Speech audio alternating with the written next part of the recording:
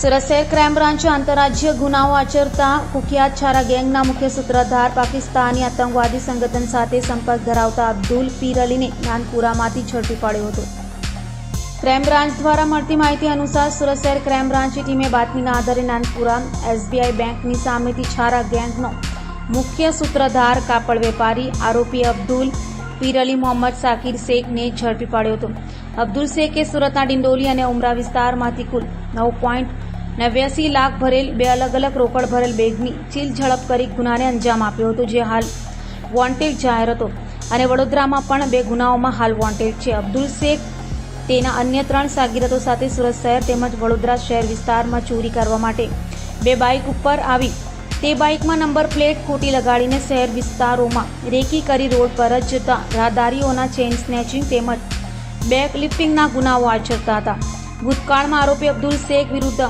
વર્ષ 2002માં અમદાવાદ વેજલપુર પોલીસ સ્ટેશનમાં રમખાણો દરમિયાન ગુનો નોંધાયો હતો, તેમાં પકડાયો હતો તથા વર્ષ 2006માં એટીએસ અમદાવાદમાં પાકિસ્તાનમાં રહેતા જૈશ-એ મોહમ્મદ સાથે સંપર્કમાં રહીને ભારત દેશ વિરોધી પ્રવૃત્તિમાં સંડોવાયેલ હોવાનો ગુનો નોંધાયો હતો તથા અમદાવાદમાં અલગ અલગ 4 ગુના નોંધાયા હતા તેમજ જૂનાગઢ તેમજ ભુજમાં મળી કુલ 3 વાર પાસા હેઠળ અટકાયત કરવામાં આવી હતી।